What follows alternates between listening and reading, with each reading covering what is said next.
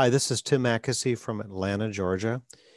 And this evening, I'm thrilled to do a podcast with Rae Houseman from Boston, Mass. And we're going to explore how the teachings of Buddhism, mindfulness, and meditation are used in her practices and what she does for a living, and how those concepts may be helpful for people who stutter. People who stutter have anxiety about stuttering, fear of stuttering, and avoidance. So welcome, Rae. Oh, thank you. Hi. Yeah, I'm excited to be here. Cool. Would you tell us a little bit about what you do up in Boston? Happy to. So I'm working with a company called 10% Happier, and we produce a meditation and mindfulness app. And we also have a podcast series that we run. And I am the head of coaching there. So I manage the coaching team.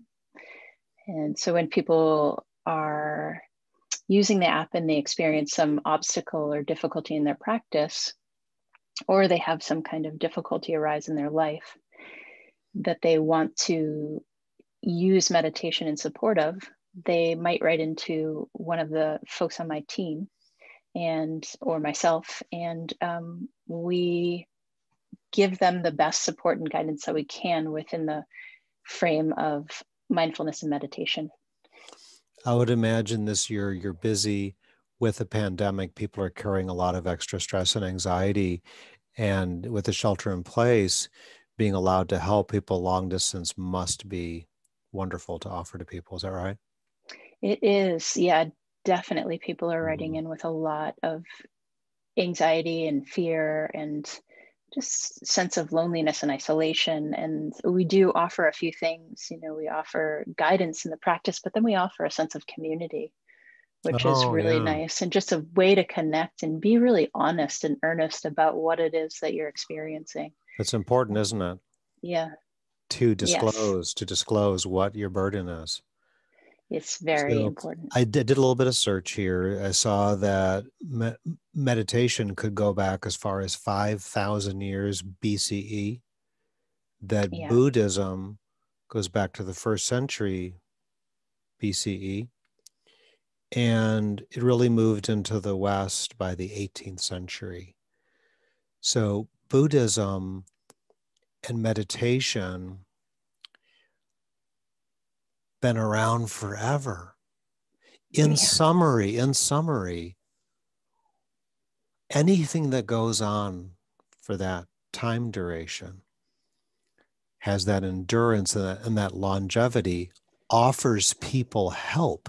So in summary, how would you tell people, explain for people who are not familiar with meditation, mindfulness, and Buddhism, kind of, if you could put them together, what they offer people who are in need? Sure. Yeah. One thing that's so incredible about Buddhism is its adaptability. And it encourages people to engage with the practice themselves to see what benefit they may get from it. It's not a belief-oriented religion. It's really about understanding and experiencing the benefits of the practice yourself. And so therefore it has less rigidity in it. It's very flexible in how can be practiced. It's just each person sort of relates to it in their own way. But what it offers is the potential to turn toward our personal experience and observe our suffering so that we can learn from it. And the learning allows us to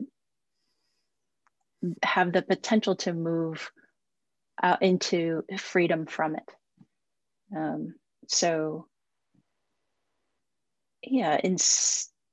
The practice invites us to turn toward our own experience in any moment with a sense of acceptance, with the interest of learning about what's happening.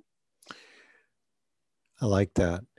You know, with stuttering, which is what I treat people with, stuttering and speech anxiety and fear, the alarm system is in the soma, it's in the chest. People have a panic sensation that they have been called on in a classroom with no warning, or these days when we're online, I'm in a Zoom room and I get called on, or I have to lead a meeting and there's some C-level, CEO, CFO, whatever, and I'm worried it's going to happen. But we're going to talk more about your application. If somebody is feeling anxiety or panic attack, the warning systems in the body and the soma, that there are cognitions, thoughts and worries that are translating down into the body. Yeah. Is that right? Okay, Yes. great. Right. So what I thought we would do is we would begin with the acronym of RAIN, RAIN. Recognize it, accept it, investigate it, and then N is non-identification. So please go ahead and explain the RAIN formula. Yeah, I'm happy to. So RAIN is something that is basically, it's a tool that you can use to explore whatever it is that's happening for you in a moment.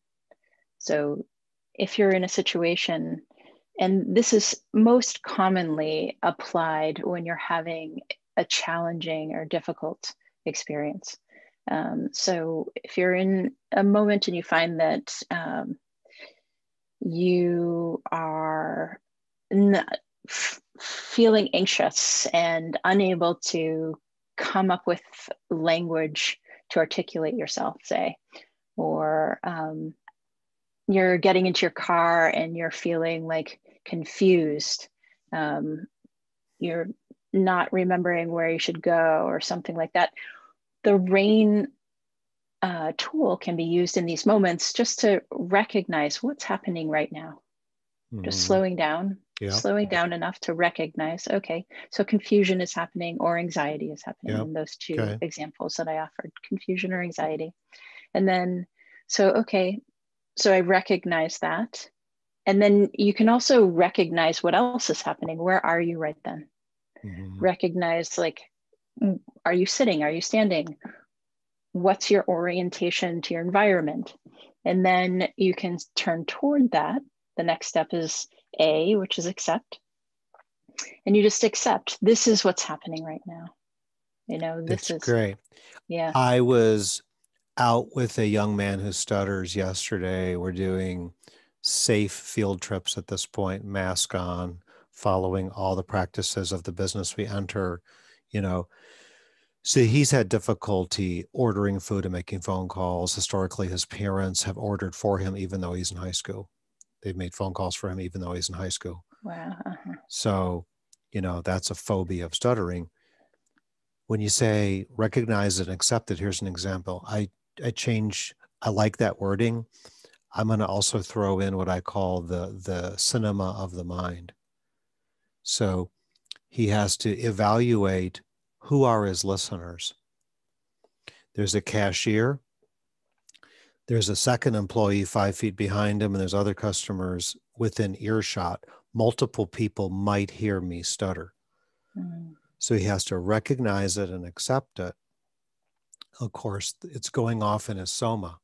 With stuttering, you can have phoneme, which is a speech sound specific fears. Like I might have trouble with honey mustard, you know, honey mustard.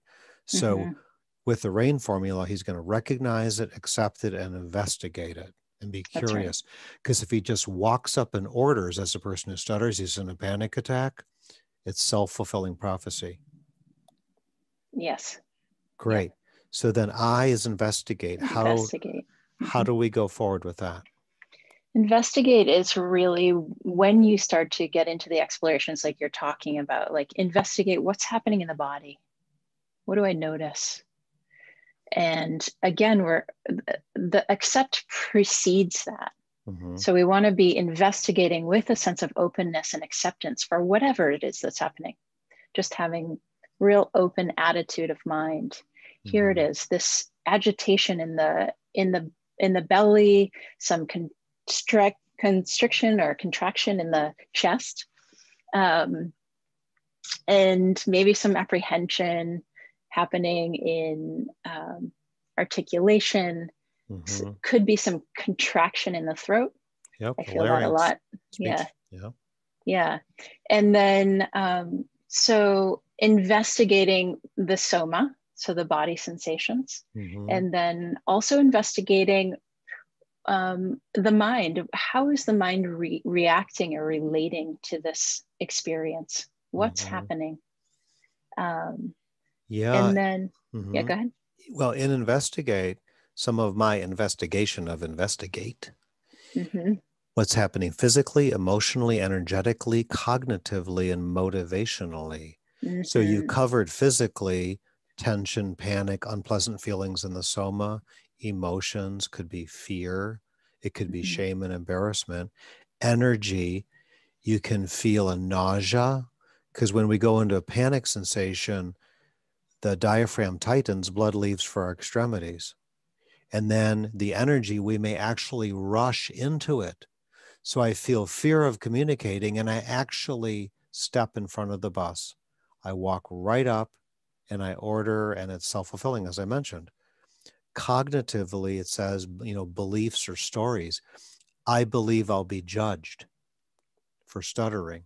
Mm-hmm. And then motivationally, when I think of that as your purpose and intention. Yes. And this is really interesting because when you start to investigate your motivation, you can find that there may be multiple motivations driving you in a given moment. Mm-hmm. So in that situation, some of the motivation is to practice speaking, Mm-hmm. with that student that you were out with, Mm-hmm. motivation to practice speaking, motivation to maybe to get it over with. I got to get this over with. So you've got to be able to recognize even motivations that you might not want to acknowledge being there. Mm-hmm. Another motivation you might have is to impress somebody, Mm-hmm. And just recognizing all of those so that you're not being motivated without awareness by something that's going to continue to perpetuate the suffering. Mm-hmm. So in that situation, you would want to just recognize all of those various motivations and allow them to be known. And then Yeah. ideally lean more into the one that's going to support more ease for yourself and more success in the situation. I like that. N is non-identification. So RAIN again, recognize it, accept it, investigate it. N is non-identification. Mm-hmm. Please explain to us what that means. So this is really important in terms of understanding Buddhist principles or Buddhist philosophy. And it sort of gets to the heart of the teaching, which is to relate to experience as simply phenomena happening. It's like, it's not your fault that this thing is happening in your mind or your body or in your environment. Mm-hmm. It is simply something that it is happening. Yes. And it may be uncomfortable, and it Mm-hmm. may be even more than uncomfortable in certain situations. But it is, we personalize things and we blame ourselves for it so frequently. We personalize and blame ourselves for life, or take responsibility for, just natural expressions of our body or natural expressions of the mind, thoughts that arise. And this is just really pointing us toward the potential that we have to recognize, yep, this is just experience happening. I'm not causing this to happen. That's deep. That's deep. When I think of non-identification, I think of being able to avoid your identity, your identity being, I'm just a stutterer. Mm-hmm. When people think of me, Mm-hmm. he's the guy with the stutter. Yes. Yeah. And the giant in chains complex, you've heard of that, where Yeah. everything going wrong in my day, in my week, in my year is related to my stuttering. Right. I identify with it. There's other people who will identify with if they have dyslexia or attention deficit disorder. I always look at athletes, their ability to non-identify, just on a tangent real quick. When you watch the Olympics in the summer, the women's gymnastics, they do the 4 routines, the beam, the floor, the bars, and then they do the vault, right? When they run and they vault off. Okay. So there's 20,000 people in the audience. Their family has incredible, yeah, has spent all their money to be there. Their teammates are there as a chance to win a medal. Maybe they're 18 years old. They've been in gymnastics since age 4. Their family spent $75,000 a year for some special academy. And here they are, and they fall off the beam. right. The song stops. They remount. They finish the routine. They dismount and pretend like they never fell. Incredible. So that's the mind of a champion, the ability to not identify with the fall. It's something that happened because she now has the floor, the bars, and the vault. She has to forgive herself. So I like what you're saying. People who stutter, for example, they personalize it, as you said. And there's a lot of work being done right now in stuttering with disclosure, the ability to say, Rae, I stutter. Yeah, that I'm a makes person who sense. stutters. Right. As well as the stronger the identity of a stutterer, the more toxic it is. I am more than stuttering. I'm a person who stutters. Yes. I have friends, people who love me, care. They don't care that I stutter. If they find out how much it bothers me, then they care about that.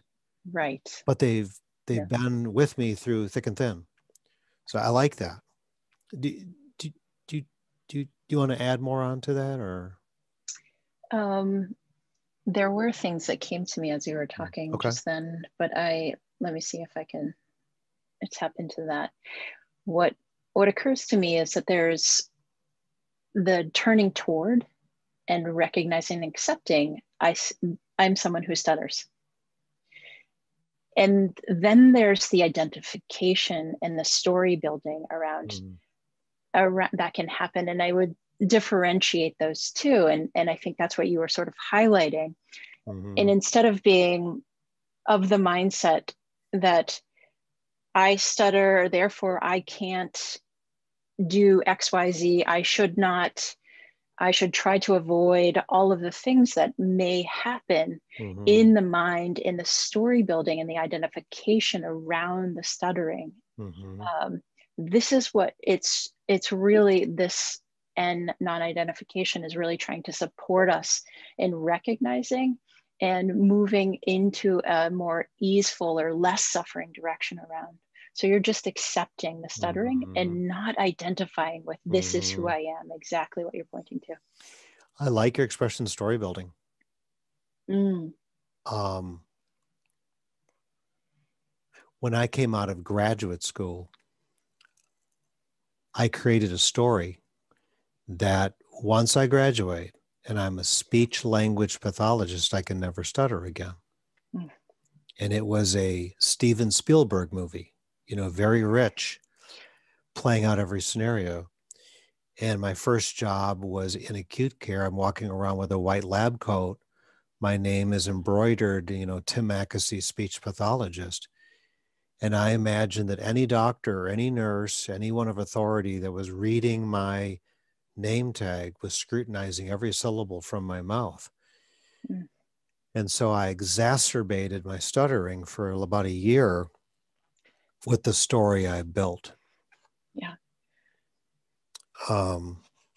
Jack Welch, the former chairman of GE, who passed away in April, I think, led the biggest company in the world with a stutter. That's huge. Yes. Yes. And more and more people have learned that Joe Biden grew up with a stutter. So I didn't know that. Interesting. Yeah. So coming out of RAIN, the 5 hindrances. Yes. So I'd like you Yep. to add, the first one is desire or greed. Mm. What does that Mm-hmm. hindrance mean to you? And then let's explore what it could mean for stuttering. So the hindrances themselves are obstacles to our capacity to see clearly. That's, in summary, one way to define hindrances.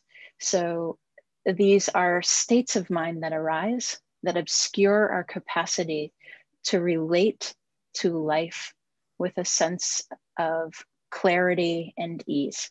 Mm-hmm. And or just with a sense of responsiveness in less reactiveness. Desire arises in the mind. There can be sense desire. So you can desire something like pleasant. Often we desire pleasant things, not always, but often we desire Mm-hmm. pleasant sense-based things like ice cream or Mm-hmm. food or clothing or Mm-hmm. um, doing certain things. And then we can desire to, there's also the desire to become something. Mm-hmm. So there's a desire of becoming, which is interesting. And then there's a desire to unbecome. These are the three common desires that arise for So humans. a desire to become, I can imagine our mind can trick us into wanting to become something that's really not feasible. Yes. So if I'm a person who stutters and there's no known cure for stuttering, Yes. one of the things I thought of when I read this hindrance of desire, a lot of people who stutter compare self to other. Yes. So if I'm sitting in a meeting and everyone's just talking freely and no one stutters, I can compare self to other and desire to speak what I perceive to be flawlessly, even if the person, most people have some stumbles and stammers and stutters, but I can look at these people with desire and compare self to other, and I can even feel resentment. Yes. Um, Mm-hmm. so could that possibly work in with desire Yeah. and Oh, stuttering to compare self to other? absolutely. Yes. And just to also highlight, so the third desire that I mentioned there is just the desire to unbecome. It's like, Mm, so I want to not be. I want to not be mm, that. wow. And so there's another framing that you could relate Mm. to I stuttering have to there. imagine with gender that this can come in people who want to become or unbecome, Mm-hmm. and maybe it could become unwholesome and a burden for that individual. Yes. Right. Sure. Yeah. Yeah. Um, our next of the five is aversion and ill will. Mm-hmm. So please explain what that is. Aversion and ill will Mm-hmm. is just as it sounds. So the mind, something arises in the mind, and we want something usually of discomfort, of the nature that's uncomfortable. Um, Either it's something that we don't we don't want to be happening, um, like say the weather is not exactly what we would like. Mm-hmm. Ill will may arise in the mind, or aversion will arise in the mind. It's not exactly a will, but aversion or dislike or distaste will arise in the mind, and we don't like the weather, but we can try to frame this in a way that would be supportive for the conversation of stuttering. What's the way that you related this particular quality to? Oh, I think avoidance, fear of stuttering. How about Um, this? How about this? Somebody was asked to be a best man at a wedding. The first thing he starts thinking about is the rehearsal dinner, and then like toasting mm-hmm, and meeting and greeting everybody for 3 days in a row, mm-hmm, and my stuttering. I yeah, have an aversion to the request to be a best man because I've built a story about how my stuttering will play out. Right. Or if I have to read at a wedding. Yeah, I've been Yes. asked, my best friend knows I stutter. But he's still invited me to read, but I'm the one who's caught up, and everyone's going to go, oh, wow, I didn't know Tim stuttered like that. So that can develop this aversion. A lot of people who stutter, they're just afraid to introduce themselves. Yeah. Like the first day of a classroom or a meeting, going around the room, please say your name and three things about you. Classic. So I think what might be helpful to recognize here is that there's an element where the mind is relating to the experience of stuttering as though it is unpleasant. So then, as soon as an unpleasant thing arises in the mind, and the mind tends to have an aversive reaction to it. And so just recognizing that the tendency to relate to stuttering is this is unpleasant, this is uncomfortable, and then you can see that the aversion would just arise in response to that. Yeah. When I'm doing therapy, there's something called the 2 Ps, projecting and personalizing.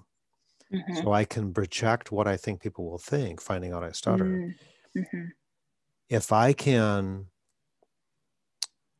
swear, I don't care what Rae thinks if I stutter, but I still don't want to stutter. I have an aversion to the experience. I'll be failing if I do. So the 2 Ps are really, really big there. That's helpful. That's really cool. Our next one is Sloth and Torpor. Yes, this is a big one. It's an interesting one, and sloth and torpor are not common words. It's not common to come across these words in our language, so it could be Thank helpful goodness, to break right? these. Yeah, could be helpful though to have an understanding of them, because they are things that we all deal with and experience in our daily lives. So just having some sense for what these words mean might be helpful. Sloth is a sluggishness of mind, and its energy it's difficult to arise energy in the mind when there's this sluggishness in the mind. And torpor is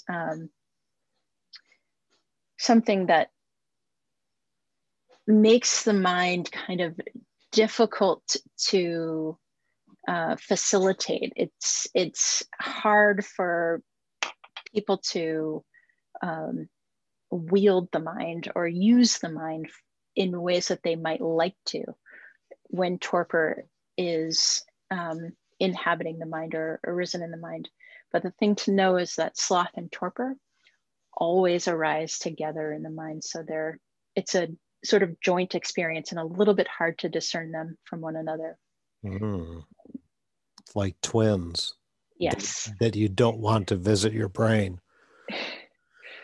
It sounds like people are helpless. They feel helpless during sloth and torpor. Yes, there's a sense of retreat when sloth and torpor are inhabiting the mind. There's like a retreat from difficulties, and we experience it like laziness or inactivity or passivity, lethargy of mind. So the mind isn't interested in engaging in activity or doing something that it deems to be difficult. It's interesting. It is what it is. It's like, it's just, this is interesting. When I started thinking about, well, one thing I'm big on is I began to exercise the 5 mornings that I come in, on Monday through Friday. I exercise every morning because I have a client in front of me at 8 a.m. So to have mental acuity, we know that if you exercise, there's more oxygen in your bloodstream. More oxygen in your bloodstream reduces stress and anxiety, increases your coping mechanisms. Yes. Diaphragmatic breathing. There's an article by Harvard Medical School about the benefits of diaphragmatic breathing. You take a lot more oxygen in every breath when you're breathing for the diaphragm. And where I just explained why that's beneficial. It's a stress reducer.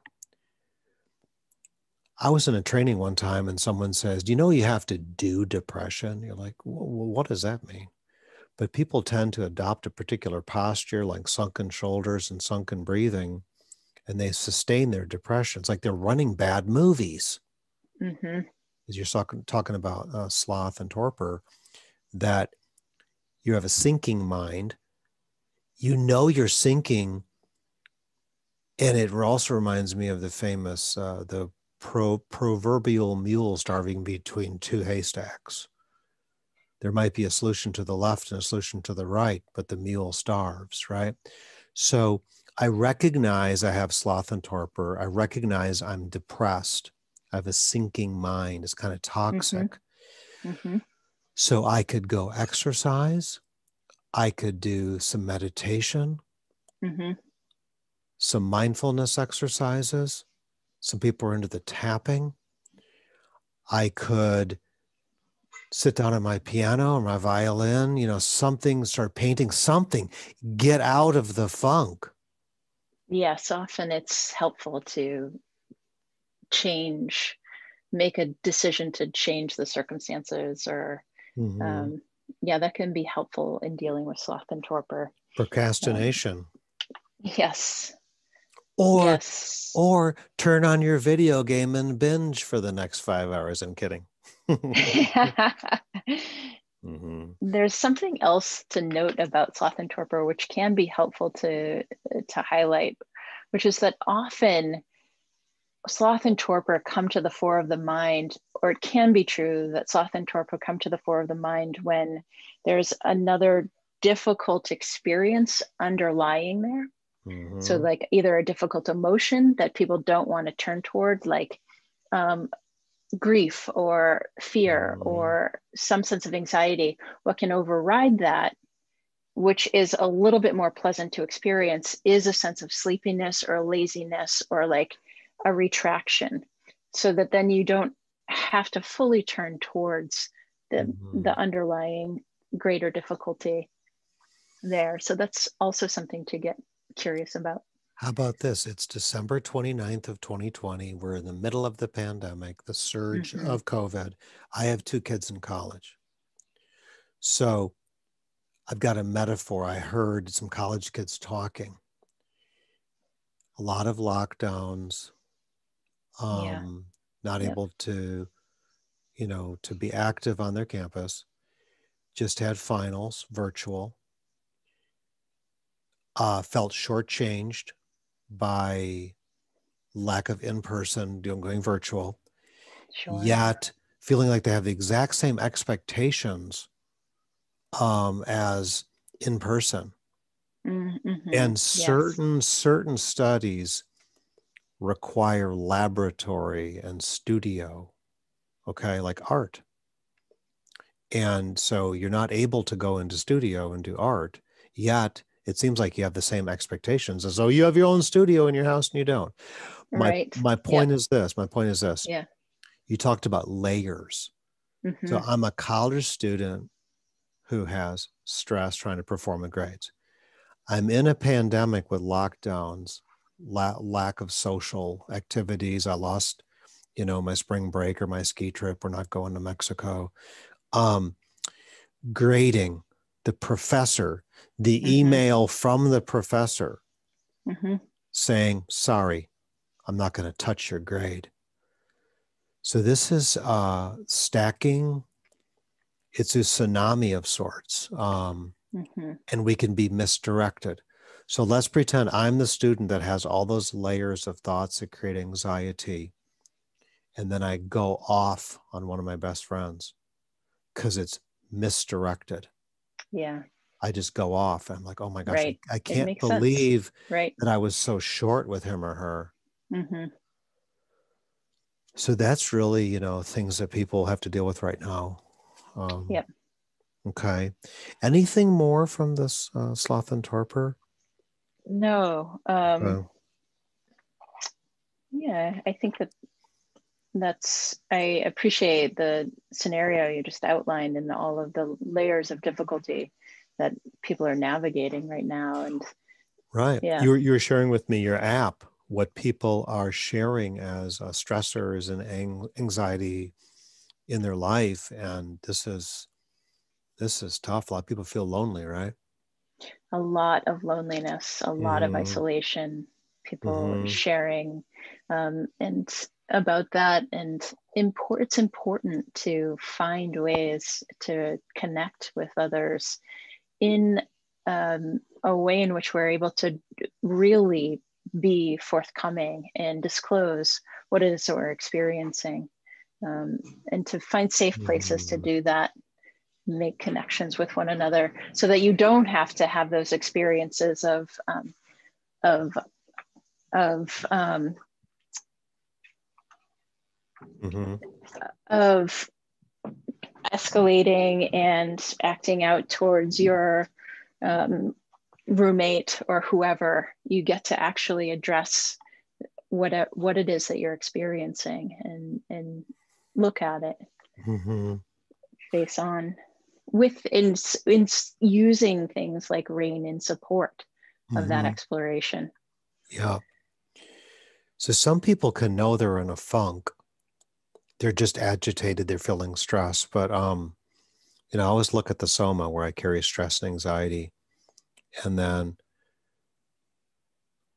is that where you usually you recognize that people, there's thoughts in the mind, but they translate down to the body, right? The first Right. warning system I always tell, like the warning system, the alarm system is down in the soma.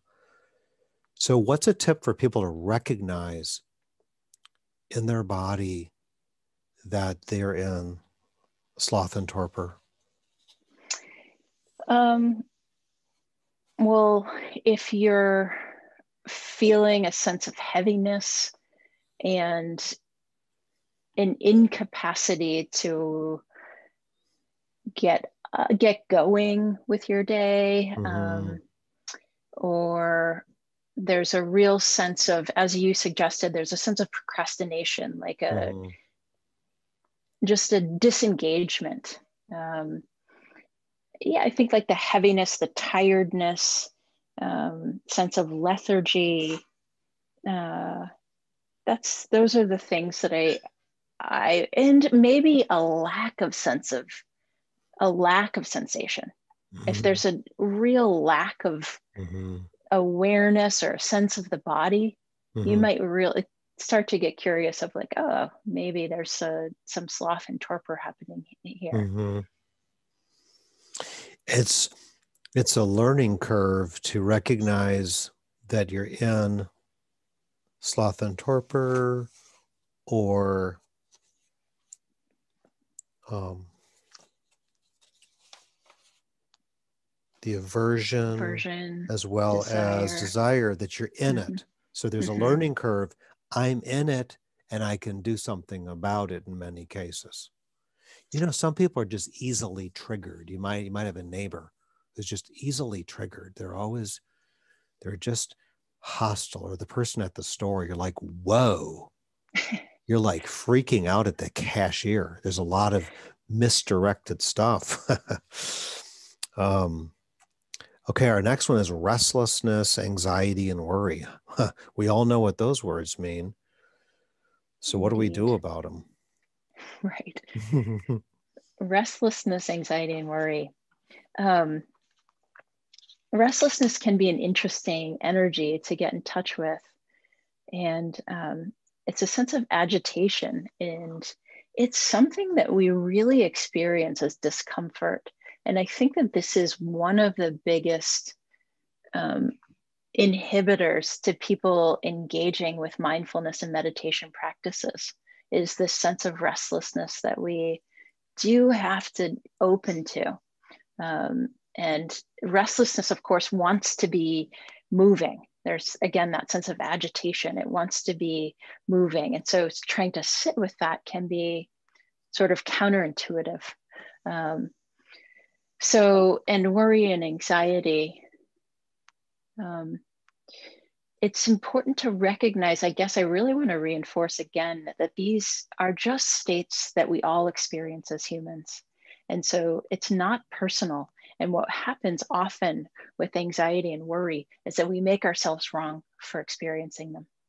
And if we can just recognize that they are happening, yes, the state is here, accept it without self-judgment, right. and then begin to investigate, what is it like right now for this worry to be here? Is there a What lot of connection between aversion and this one? there can be Restlessness, anxiety? sure, yeah. Sounds Often like it. what happens with anxiety and worry is there's a sense of lack of control of something. Mm-hmm. Yeah. So if I can't control something, then we start to think about it a lot with the orientation or the misunderstanding that thinking about it a lot is going to somehow give us control over the situation. But it Mm-hmm. doesn't. And I'm And failing what because that I can't gain control of it. that's right. And so then that escalates the activation or the anxiety. You And personalize it. then the soma gets more activated as a result, right? Mm-hmm. And then there's this cycle Yeah. which furthers the thinking and the thinking tries to think it Yeah. through more. And then it just escalates. And so one thing we can do is really drop back Mm-hmm. Yeah. and just orient to our environment and just be right here instead of so much in the thinking Yes. mind. I have training in neurolinguistics and in neurosemantics, and a meta state, we use that expression a lot, Mm-hmm, mm-hmm. meta to the state, and Yes. going up and finding what are called your frames, Yep. being able to reframe your thoughts that are responsible for your state. Now, on a sidebar, this restlessness, I just discovered a part of me, and that is when I'm awake, I always like to be doing something, getting something done. And Yes. I like to work in my yard. Part of it is the exercise, and I like getting my hands dirty and running a mower and a string trimmer, but I'm also like to see the results of it immediately. Like, Mm-hmm. I've That's gotten to right. the point in my life where I would rather do an hour of yard work Yeah. than an hour bike ride. Yep. Because I get the exercise and I get a sense of accomplishment. I'm at peace with it. I did notice, though, I'm not a couch potato. I'm absolutely as far from it as possible. I'm not Mm-hmm. saying I'm better than anyone else, but I just Yeah. learned something about myself. I Yes. feel like I'm accomplishing by doing, and maybe doing too much. It, our culture highly values Yes. this sense of doing, and Mm-hmm. it just reinforces that inclination in us. And Mm-hmm. yeah, In Western when Europe, a lot of countries have extended paid vacation in this, exactly right, 7 weeks. right, And yes. um, One thing I will offer as a possibility for working with restlessness, mm-hmm. particularly in a meditation or mindfulness session, is to open up the field of attention. Don't have it be so micro focused Mm-hmm. on either the breath or the body, and just include more in your field of Mm-hmm. awareness and allow those sort of restless sensations just to be known in the middle of that Mm-hmm. wider field. I like that. And it says here in the description, you can bargain with it. Yeah, So maybe the right. next time I'm thinking, oh, well, let me go down into my office and get my taxes ready for March. I can bargain with it and say, no, you're going to sit down, do some diaphragmatic breathing, and at least entertain doing something that's not this like trance that's taking you. You must begin your taxes. I like that. I do not like taxes. Okay, doubt. That's our fifth hindrance, right? Mm-hmm. Yes, it is our fifth hindrance. And I this is, can't imagine anyone has ever experienced doubt, but I know Rae's going to yeah. explain. Okay. Yeah, this can be a really crippling hindrance or mind state that's an obstacle that we all experience. And it can be a very sneaky one because it can Mm-hmm. sort of portray itself in your own mind as though it is wisdom. When it comes in, it's like, you know what? You can't do that. That's just, maybe you're making the wrong choice here. Mm-hmm. And it seems like these are important and wise thoughts Mm-hmm. that you might need to pay attention to. But what doubt does is it stops you from being able to do anything because it's Mm-hmm. always questioning itself. So then Yeah. there's no, and in this way, doubt becomes a self-fulfilling prophecy because staying in doubt, you don't move forward. And so therefore it is useless. Like you can't do anything. It's And then you just crippling. It doubt sounds like it's yourself. crippling. Exactly. Yes. Two things come to mind here. Let's pretend I've been in some relationships and the people I cared very much for dumped me. And Mm-hmm. those are my references. And now I've built a Yeah. story around those. Mm-hmm. And so I have difficulty imagining that I can trust another person, Yes. trust Yeah. and expose myself to, because my story I've built is that people dump me. Right. I'm not, they always say there's so many fish out there, right? But my story is that nothing lasts. So I'm going to be guarded. I'm going to have doubt. How And about then you this? may not engage with the ways that would allow you to meet other people Bingo, because you you have a are guard doubting. up. You have a guard up. Yes. Yeah, You can send off a vibe. that's And then right. how about this? I'm a person who stutters. I've been teased and mocked and bullied. When I tried to disclose, I heard it was good to disclose. I disclosed to a friend. I finally built up the courage to say, Rae, I've known you for a while, and I wanted to, how I stutter, right? And Mm-hmm. I've been months and months to build up the courage to be the first disclosure is with Rae Houseman. And then you go, you don't really stutter. There was this kid in high school, man, you should have seen him stutter. Bob, and then you hijack my disclosure moment. Mm-hmm. And now I doubt disclosure as a healthy thing for me. Right. Interesting. Yeah. It's not safe to disclose. Right.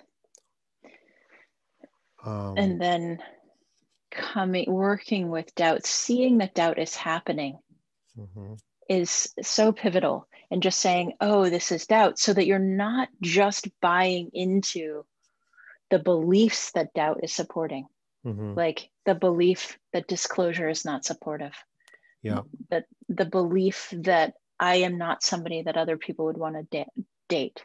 It's Mm-hmm. just like, oh, this is just doubt in the mind. The belief that I am not somebody that would benefit from practices of meditation or mindfulness, whatever it is, the belief that I'm not good enough to um, be of value in a community, or these different beliefs, these are just doubts that Mm-hmm. arise in the mind. And recognizing that doubt is happening, Yes. it's taking the shape of these different thoughts and creating these underlying beliefs, then we can just know that there are potential other choices we could make. Exactly. With meditation, people who have never tried to meditate have heard of this thing called meditation. Mm-hmm. It's like it's out there. Um, what's a great way for somebody to get into meditation, get their toes wet? Is it some guided meditation, a podcast? anyone listening here, how can they explore it for the first time? Well, of course, they could join an app, and there are lots of great apps out there. I personally find that 10% Happier, the meditation app, is a very supportive app to explore. But, making your own choice around that, that's one avenue. There's lots of online offerings right now. So just checking out what's possible, what has a like tone and tenor that feels like it is something you resonate with. That's what you want to be looking for. You want to be looking for something that feels like, oh, this has some sense of resonance with what it is that I'm interested in. And then, but yes, guided meditations are a good option, a great option to start out with, because people often just feel like they're getting lost if they try to do it on their own. And a guided meditation can help. They are good. They are good. There's a good soundtrack. There's audio. There's music, and then audio. Some of them anyways, it's learning to quiet the mind. And a lot of times they focus on the breath and quiet the mind, explore something, especially in these tough times. Okay, so we've covered the RAIN acronym: recognize it, accept it, investigate it, and non-identification. When I see that, accept it. Have you ever read the book Feel the Fear and Do It Anyways? I have not, no. By Susan Jeffers. It's phenomenal. But sounds great. It sounds like a great book. Yeah. It's a great title. Yeah. If there ever was a year, and things are going to be stressful going through 2021, if there's ever a year to treat yourself, anyone out there, treat yourself to learning about mindfulness and meditation, to make your mind and body more healthy. This is the time to do it. Any closing thoughts for us, Rae? Closing thoughts. One thing that I do want to offer is that curiosity can be your best friend. So for me, in moments in this podcast, people may have been able to discern I have experiences of speech hesitation. I don't stutter, but I do get anxious. And sometimes it causes me to slow down, or I have a pause or hesitation in my speech. And I like to, in that situation or in any situation when I'm experiencing anxiety or maybe aversion or ill will or something, I'm upset about something, I like to get curious, just really getting curious instead of making myself wrong in any way for what's happening. There's a shift in getting wider than the identification of like, oh, I'm doing this. Those are just some things that I'd really like to highlight. Curiosity can be in a best friend. NLP, The Structure of Magic 1 and 2 by John Grinder and Bandler. These were written late 70s or 80s. Anyways, they're on my shelf here to the right, which is why. Anyways, and this is something that I've I experienced in therapy. I've been an SLP for 28 years. I had a severe stutter well into my 20s. And I worked on it as an adult. And one of the things, avoid asking why. Why am I experiencing doubt? Why desire? Why aversion? I encourage people to ask how. So my body, my soma is overwhelmed with toxic energy. And I want to ask myself, how am I doing this? We could ask myself, what do I believe about X, Y, or Z?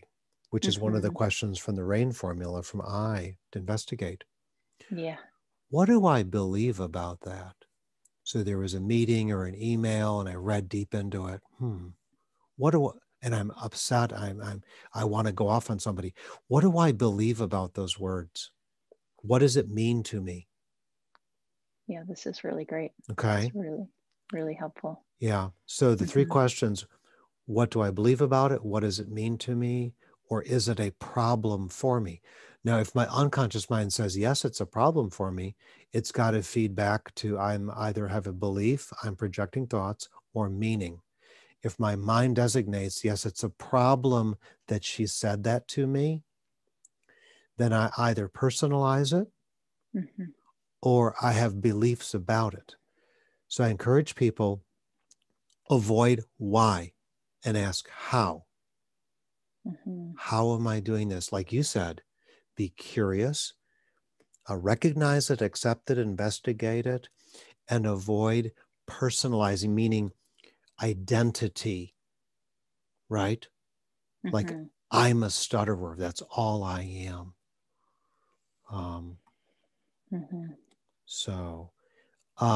So people can locate your information 10% happier. Yes. I'm on What if they want to LinkedIn. be 12% happier? Just kidding. Boy, that's I, cheesy. I'm sorry. I think the potential exists. We just don't want to oversell the possibility. Yes. And Yes. avoid 13%, right? Absolutely. Skip over the 13. Yes. It has been a pleasure talking Yes. with So you this nice. evening. Really fun. And I've always believed that when you hear similar information a little bit differently, you integrate that information. So Nice. anyone who stutters and listens to my podcasts, which are at Stuttering Solutions Atlanta, I just started them in April, and I'm getting close to 30. And they're on Spotify Awesome. and Nice. Pandora and Apple and everything. So thank you for your time tonight. And I wish you well up in Boston. Thank you. And you're the home of pizza and cannolis. I am. Yes. Centarpio is right down the road. Ooh, and Yes. Regina Yay. in the North End. You know that place by the airport, by Yes. Logan. Yeah. I've Yes. been there. Amazing. Pizza. Wicked Yay. good. Wicked good. Yeah. Wicked good indeed. All right. Nice to speak with Thank you. Really you. fun. Thank you, Rae. Bye-bye. Thank you. Take good care.